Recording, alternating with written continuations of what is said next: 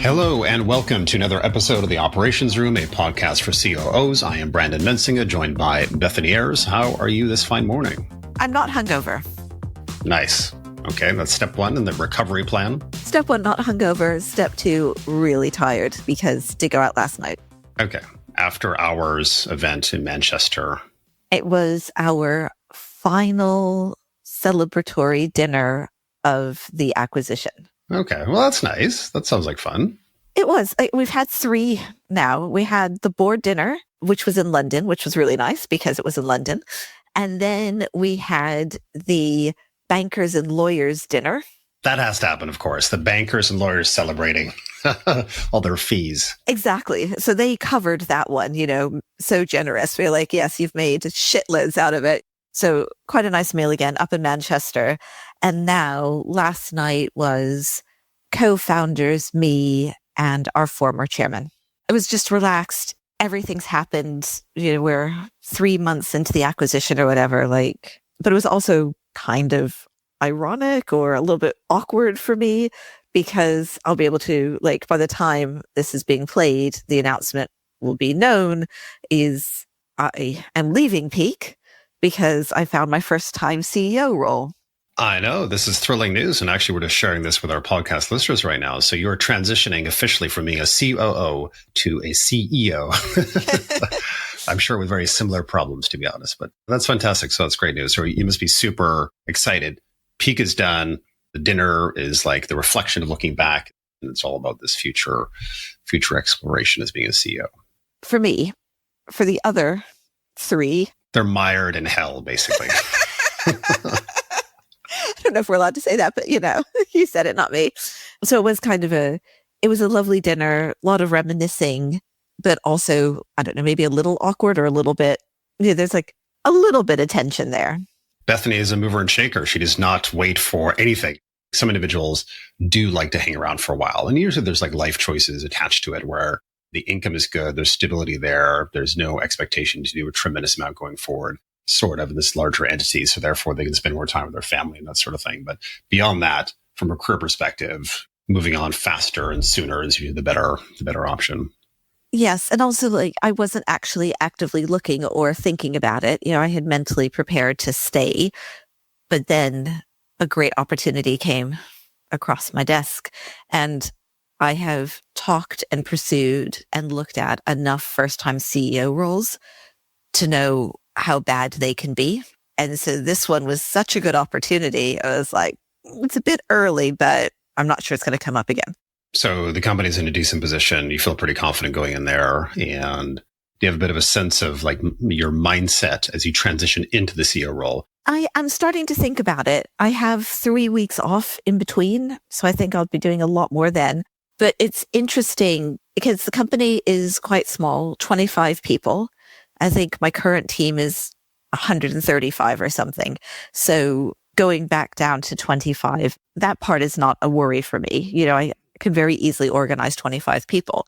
But the idea of the buck stopping with me and every decision ultimately being mine and being responsible for all of it, it is a bit daunting. And I'm quite grateful that I don't have to walk into a 500 person company and have everything stop with me. So it's a good way of stepping into and training for it.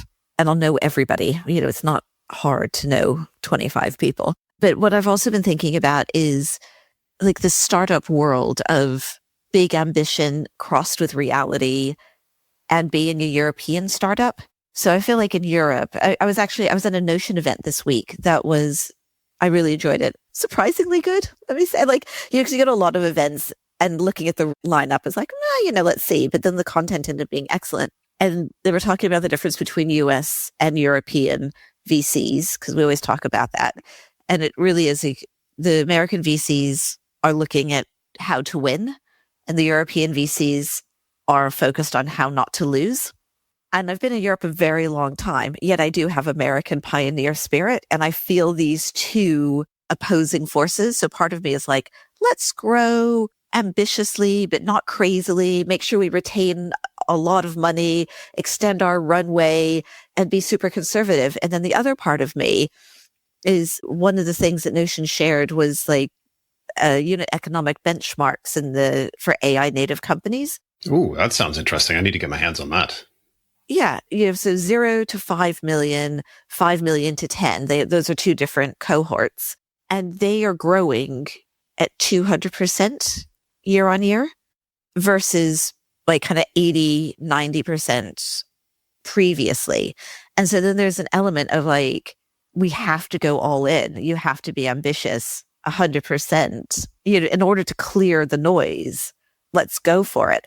I'm kind of like, ooh, am I cautious and do I retain 30 months runway, or do I fuck it all and just like go for the 200%? The other part of their benchmarking was that across the board, companies are 20% smaller than they were.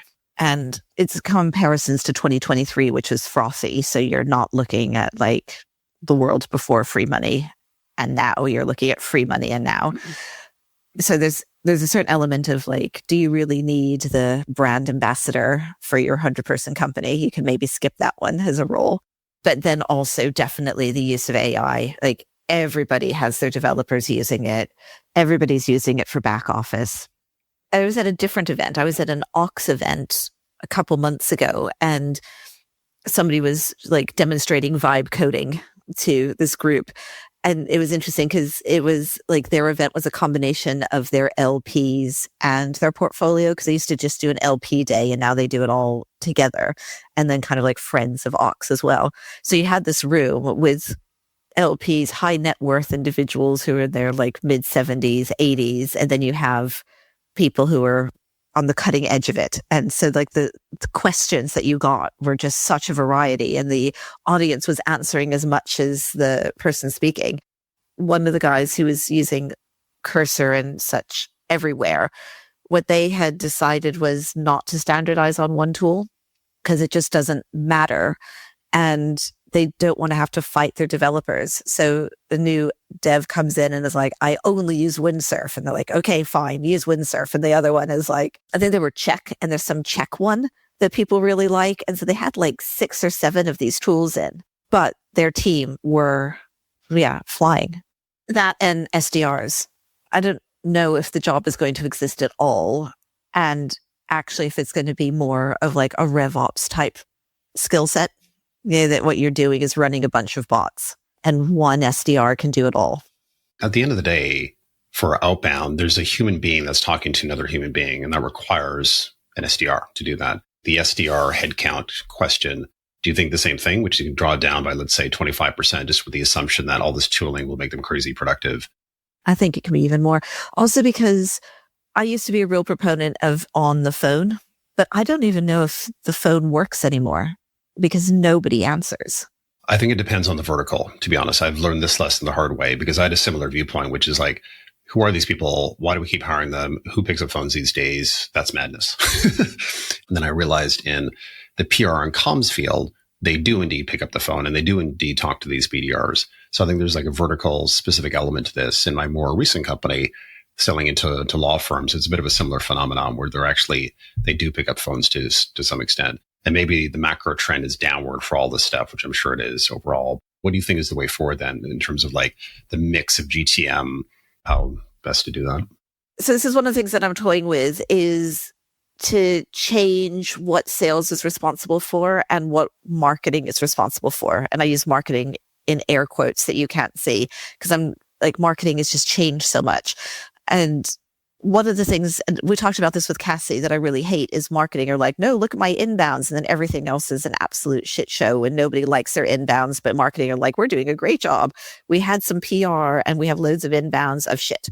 Or you just get this real tension, like it's not shit, but sales needs more or whatever. And so, and you also have salespeople who love selling. They're not actually very good at RevOps. And they end up with like this weird mix of partners that isn't clear. Is like, are they reseller partners? Are they referral partners?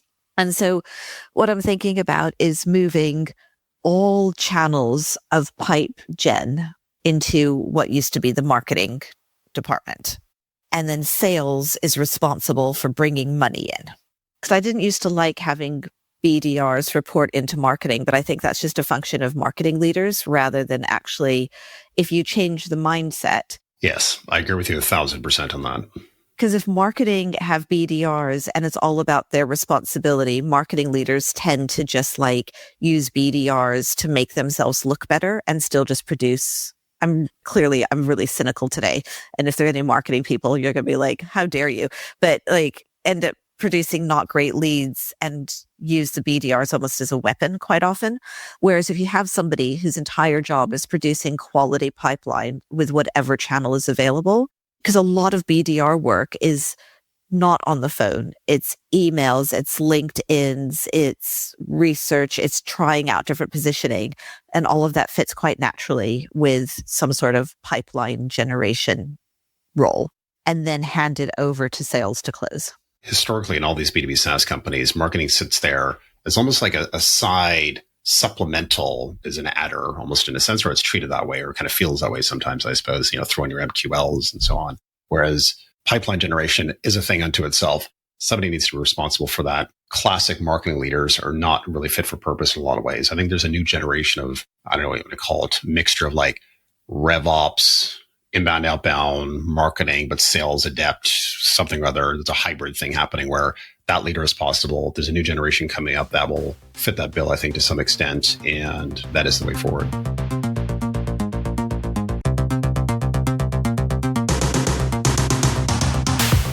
We are revving up the engine of the podcast and looking for a great brand to sponsor the show.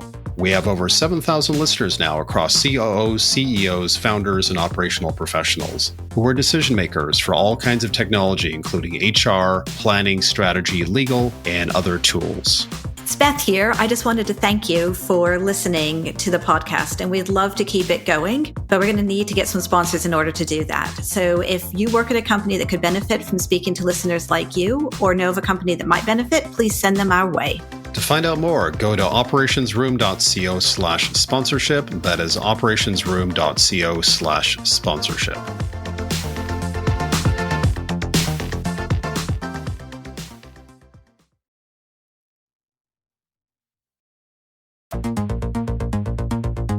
All right, so we've got a great topic for today, which is from red flags to green lights, making legal work for your scale-up, which is a radically different topic than what we're talking about. We have an amazing guest for this, which is Helen Goldberg. She is a fractional general counsel and founder of LegalEdge. Just before we get into the chat with her, a couple things I just wanted to walk through with you. So on the customer contract side, what is your view on this? Because I think predominantly for scale-ups, from a legal standpoint, this is like the vast majority of your dealings with legal matters for the most part. I remember very distinctly 2 companies ago in the last day of the quarter where quotas need to be filled, 100% quotas there. We're on the tipping point of it. I get the last contract for like 80 grand or something.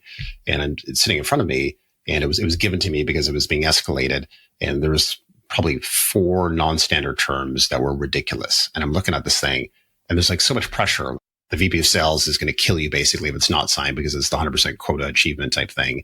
Very quickly after that, I went on this like mission to make all of this better in terms of contracting the process itself and making sure that this never happened again. So with that example in mind, what's been your experience on the customer contract side?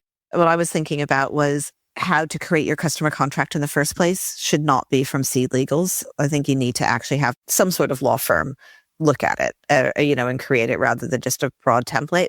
But also I'm surprised at how long companies get away with really bad contracts and the risk. You should have some sort of contract that's at least fit for purpose, that looks like and represents your business. And then with your example, where are the areas that you can negotiate versus when you need to bring in outside counsel? And for 80K, I think the risk is fairly low, although I have no idea what terms you had to sign up for, like unlimited liability. And then they're like, okay, so this could like sink the company over 80K, but then are you ever going to do anything that, what's the likelihood of that situation actually coming up? As you get bigger, I'm a real fan of bringing in in-house counsel. Like it just makes such a difference. And it's probably around in the old world that we were just talking about with AI, everything changes, but it's kind of like 100 people, I don't know, somewhere between 5 and 10 million. It becomes way easier to have in-house counsel to deal with these things and preempt it and explain why you can't sign it or why you're going to sign it and what does that actually mean. So do you think it's that early? Because I debate with myself slightly in one sense, because usually what ends up happening is, to your point, the contracts are kind of like a sorted mess. You get to the company, you look at that. My first impulse is to say, okay, the first step is to like operationalize this. So I don't need a legal person to do that. I need Brandon or somebody else to basically look at the process by which we're doing these things and make that better, number one. And then number two, once we see the results of that, we can make a decision based on throughput when a legal counsel person makes sense, because the residual 20% of contracting where you need to get guidance or advice or whatever, or 10%, depends on the volume that's being throughput in terms of whether or not to just continue to use outside counsel, or in fact, there's enough meat on the bone there to bring somebody in, I suppose. So in my spidey sense, it was a little bit farther out than what you described. Yeah, I think part of it is in-house counsel doesn't have to be full-time. And so you can definitely bring somebody in a few days a week. And we've ended up in multiple companies having in-house counsel who are women with children. So they're qualified lawyers. They now have kids. They do part-time and it works really well until you get to the point where full-time is needed or building out the rest of the team. But also in-house counsel doesn't just do customer contracts. They can become the company secretary. They can deal with all of the option agreements, all of the other annoying things that you start to have to do as you get bigger. No, that's a good point. So I'll lay out my 5 golden rules right now. Look at you and your rules. Okay.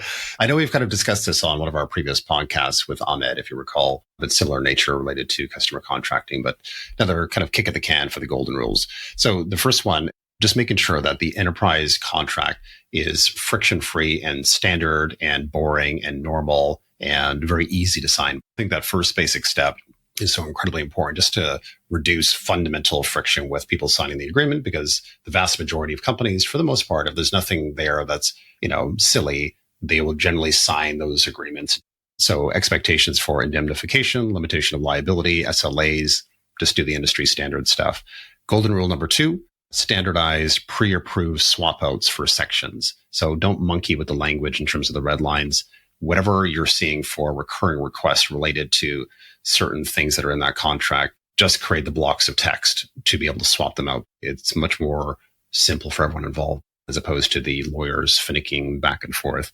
Golden rule number 3, the empowerment for the sales team with guardrails in terms of empowerment. So what can the salesperson change? What can the VP of sales change? It goes back up to the CEO at that point, depending on how many layers of escalation that you want. But the key part is the empowerment piece, where there's clear things that the salesperson can modify by themselves and don't have to talk to anybody, basically. Golden rule number 4, tiering your customers by risk here a little bit. So smaller customers that are small and annoying for changes, just making a decision at some point when you're mature enough to say there's 0 changes to these contracts, take it or leave it type thing. And then being able to tier your way into like the larger ones where it's legitimately sensible to spend more time if it's required to do changes. And then the last one is close of the quarter. So close of the quarter, just making sure that there's space and capacity to deal with stuff that's happening, to ensure that you don't have a big backed up queue of contracts where the VP of sales is losing their mind based on their kind of quota achievement, harkening back to my initial comment.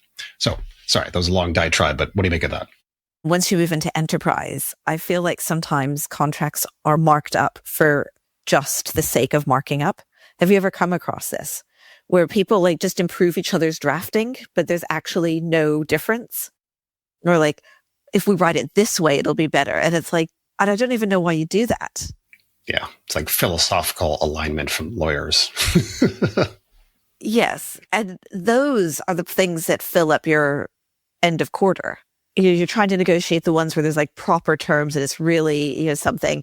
And so I have found that you get these ones back where they're like, we don't want to have it be reasonably. We want it to have to be whatever. And you're just like, fine, just take it and fine. And those are the annoying ones.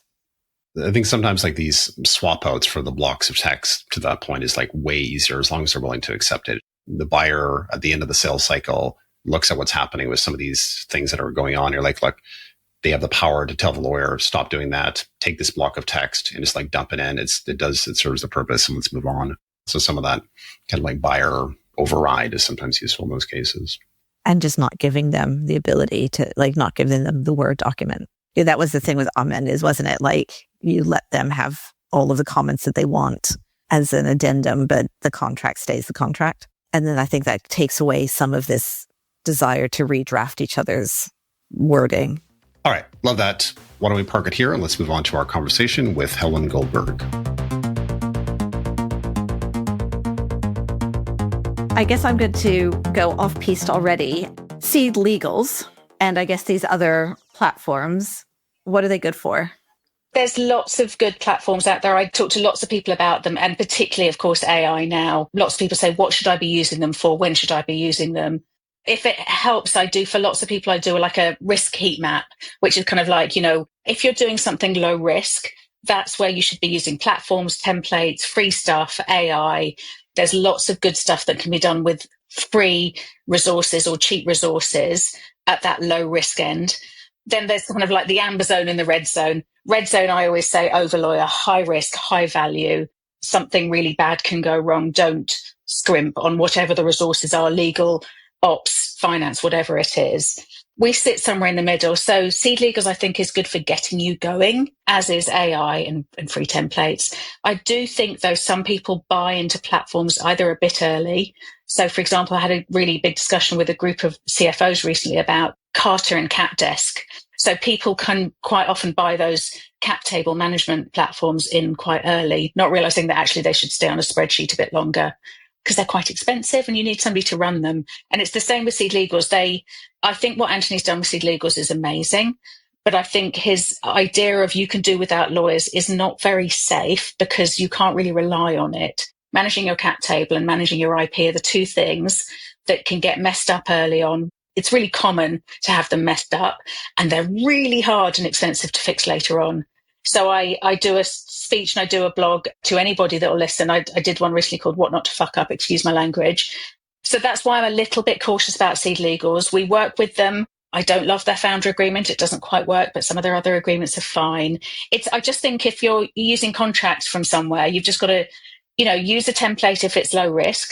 If it's something to do with your cap table and it's really important, you want to get a bit of decent advice. And I think it's slightly naughty because I'm probably the only person that reads their terms and conditions and they say you can't rely on it. You have to get a lawyer and an accountant as well.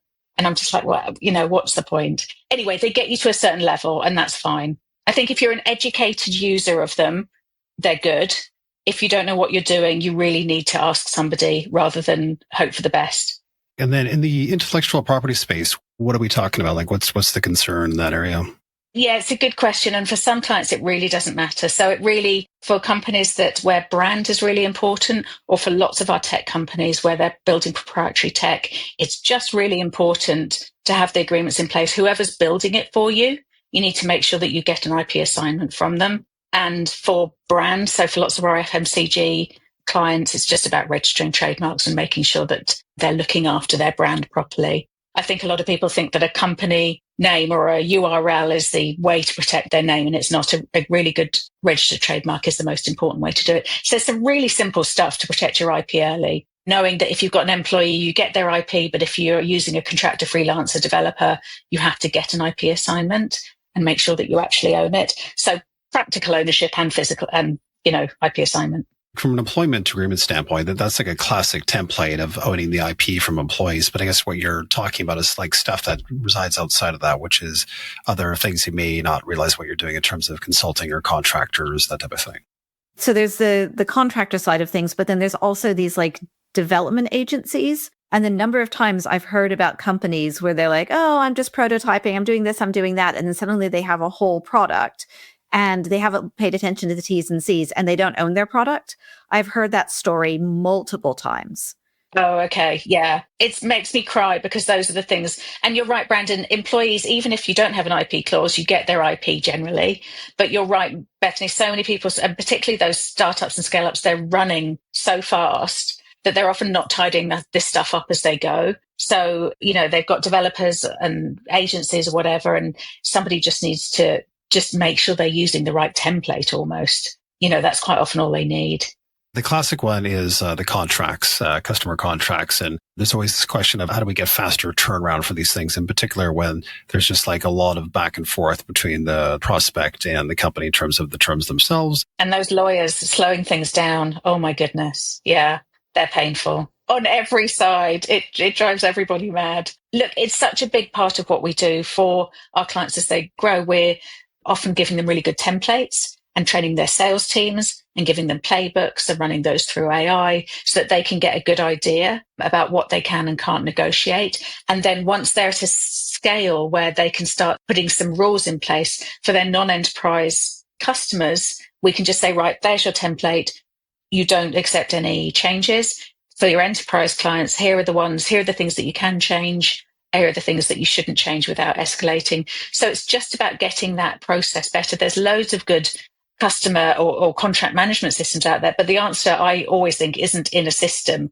There's Duro and all these other great platforms out there, but actually it's just in having a really good, reasonable agreement that can get signed up quickly so that the contract actually is the quickest thing to do. You really don't want that contract negotiation taking lots of time. Customer contracts seem like definitely the amber zone, or at least like getting it done to begin with. Once you have a contract that works, you don't need a lawyer for every negotiation. But I have seen companies either spend huge amounts of money and using like Eversheds or Bird and Bird or whatever, in these like 100K for a contract, and it takes 6 months for whatever reason.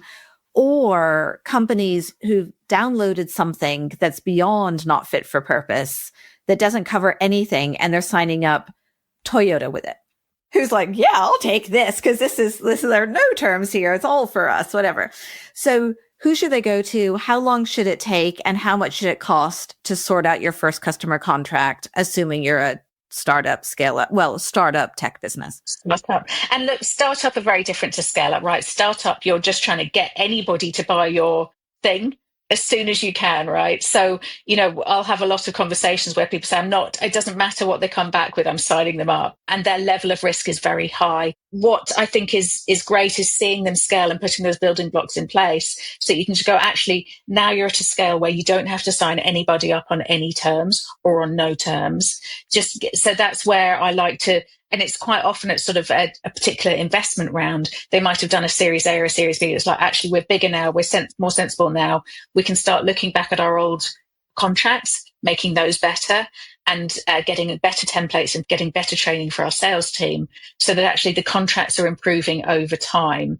So it really depends on where you are. What you really want is a really good template that you can use with as little pushback as possible from as many people as possible. None of us, that's not quite true. Some lawyers love it. We don't like to have a long drawn out discussion about what indemnity you should have. It's so theoretical, or what the cap should be on the liability for breach of data regulations, or this stuff is also theoretical. There are some good standards. That's why it's good just to use somebody who knows what the industry standard is for SaaS or whatever it is that you're doing, and just go, yeah, let's not argue about this. We all know what we should come down to. So let's just cut it out, not spend lots on very expensive lawyers.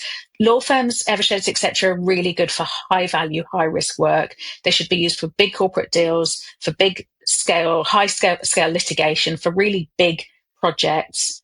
They shouldn't really be used for the BAU because they're set up to enjoy, and that's how they make their money, is with the back and forth of those sorts of things.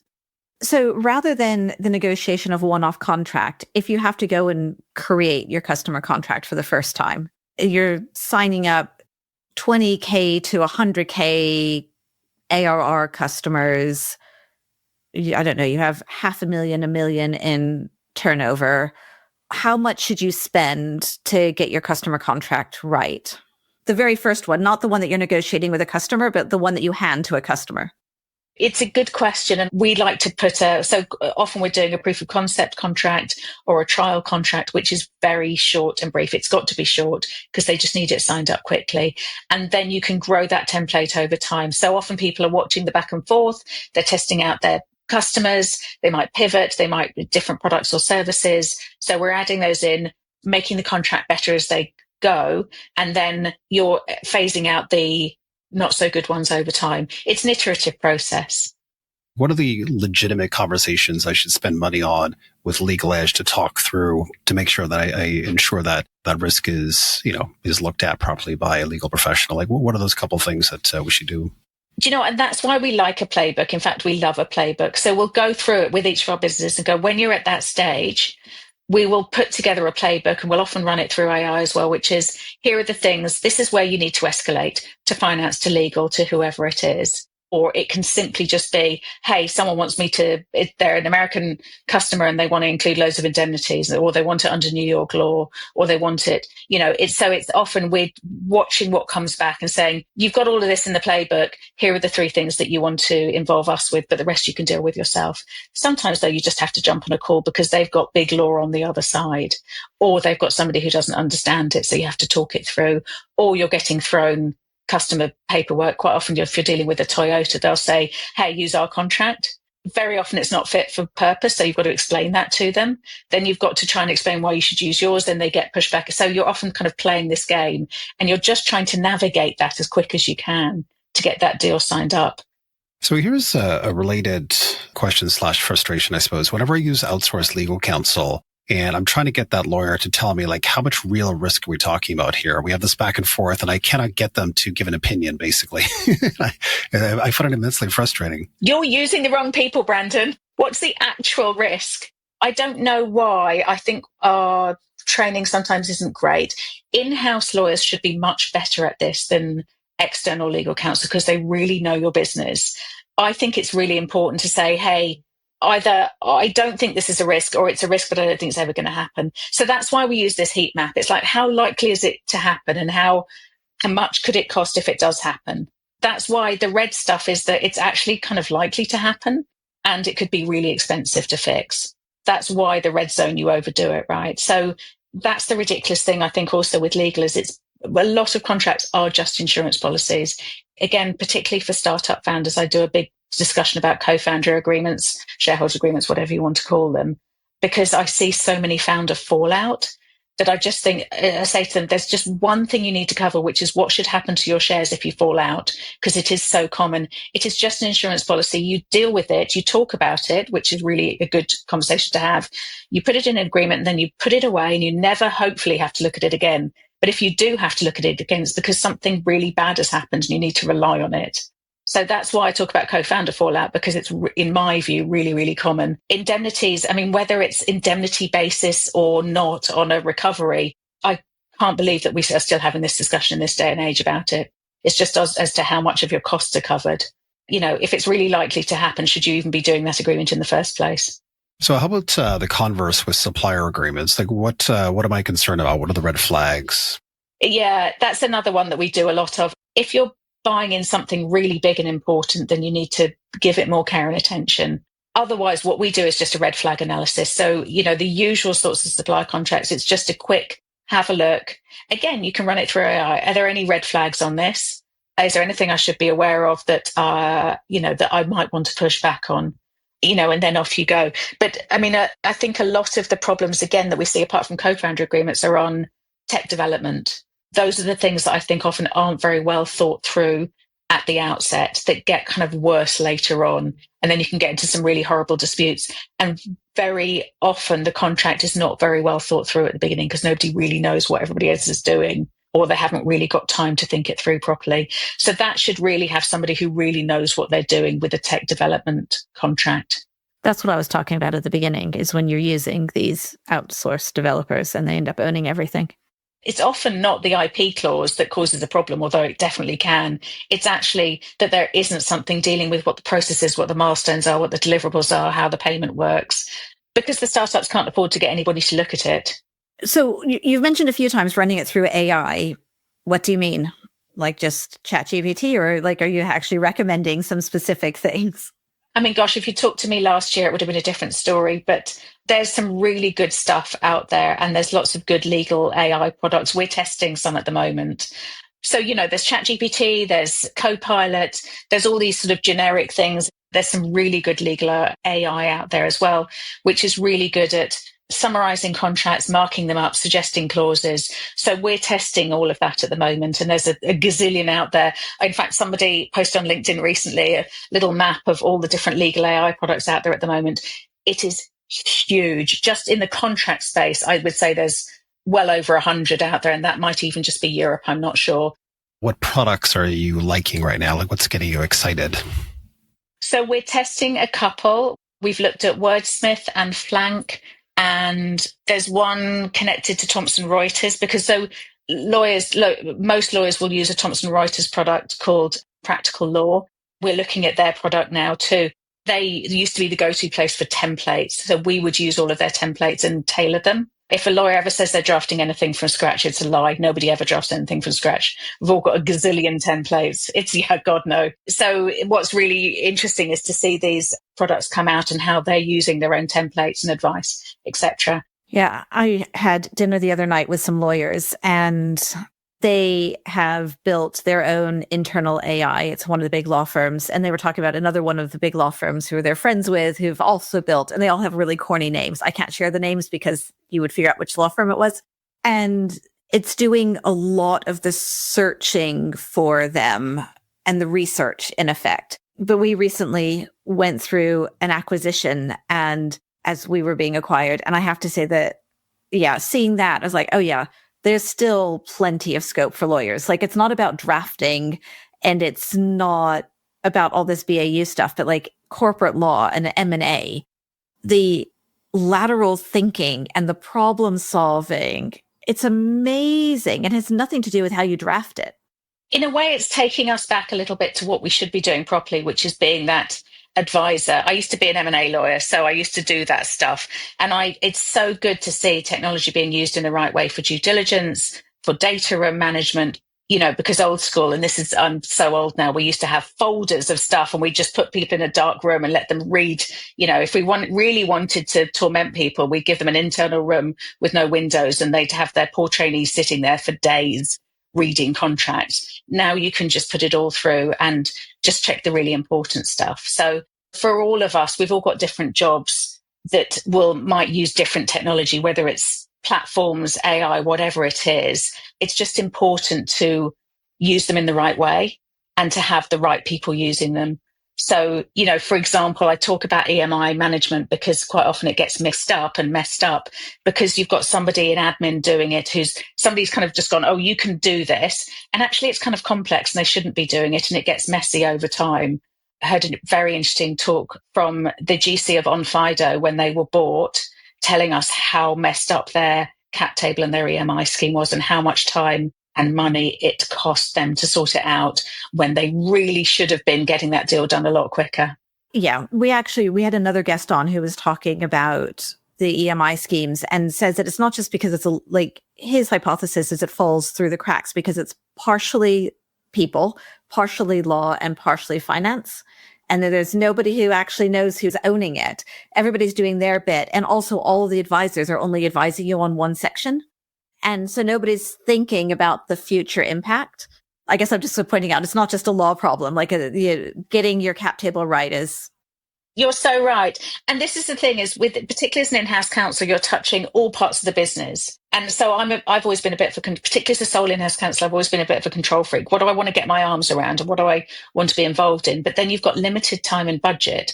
So I've always wanted to be in control of the cap table, but I'm like, there's so many other things involved in the day job, and mostly people are going shouting for their contracts so the sales team can make their commission. So it's always just a balance of getting it right. But it's also just really important, and that's why I do the heat risk map. It's really important to work out what you really should be focusing on. And it's also quite useful, it's almost like a computer says no thing. Often it's the person that shouts the loudest that you shouldn't be spending the most time and money on. And it's some of the stuff that nobody's looking at or they don't know that it's a problem that you really should be fixing. That's when and I think it's really important for legal to have a really good relationship with finance and HR so that those gaps don't appear. So somebody knows who's dealing with it and that it's being looked after properly. Oh, sorry. If we're just going to go for cap table, one last piece of advice I would give, and Helen, say whether or not you agree with me, is when you're very first starting a company and you don't know anything and you don't know if you're going to take any money and you're just figuring out whether or not it's a company, normal articles of association fine. I guess you do still want to deal with your founder in case it actually goes somewhere. But as soon as money is involved, get a lawyer who understands money. Not just your lawyer down the road who happens to be a lawyer, but somebody who actually is involved in the VC world or wherever world you're going for, who's aware of funding rounds and transactions, and bring them in then. And that might even be seed, but like as soon as you get anybody outside of you. You need a lawyer who's not scared of an Excel spreadsheet and who won't go, oh no, that's numbers, that's not my job. But it's not just that they're not afraid of it, because although again, from my recent M&A, lawyers appear to only use Word and bankers appear to only use Excel and salespeople only use PowerPoint, and like, you don't see a lot of crossover. But it was amazing. Like, I would get from the lawyers the to-do list and it was all in tables in Word. It made me laugh. But it's not just a numeracy thing. It's an experience. It's understanding if it looks like this in your articles of association or your cap table today, it's going to be an absolute disaster when you go for your next round or your next 3 rounds or when you're looking to exit. And you just need that person, to use a very American phrase, who can see around the corner. This question of scale ups, how you keep the cost down associated to legal work, prior to actually hiring somebody. And I guess when is the right time to make a legal hire at the end of it? And what kind of person are you actually looking for in that role, assuming that a lot of it's going to be commercially focused for contracts and whatnot? I always say to people, for us, so we work for about 75% of our clients need something regularly. So that's a retainer client.